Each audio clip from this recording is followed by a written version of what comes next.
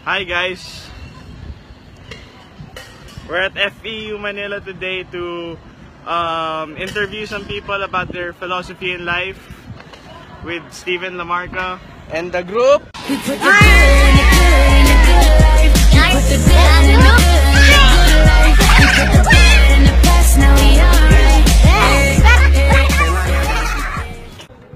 So naghahanap po kami dito ngayon ng may interview about sa philosophy. Ito kaya, ate, hello po. Anong name mo? Kayla. Strand? STEM 9. Ako, I believe that I don't want to be something that is overrated. I want to be unique.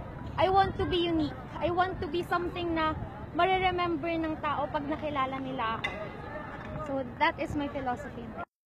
We put the good in the good in the good. So, pakilala ka muna.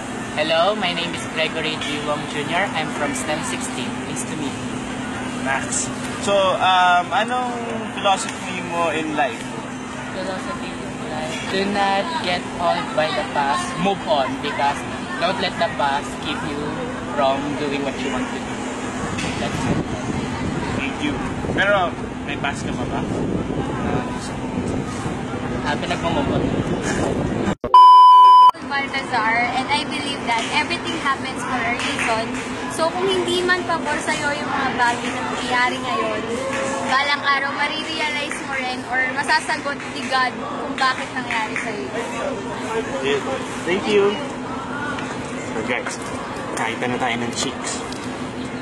We put the good in the good in the good life. We put the good in the good in the good life. We put the bad in the past, now we alright.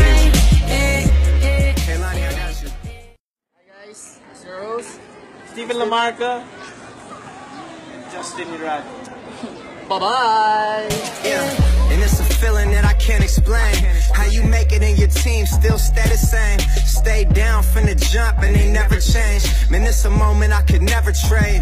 Yeah, I told my moms not to stress no more. Go hit the Bentley store and no credit card debts no more. I bought the crib and it's an escrow now, so you don't never have to worry about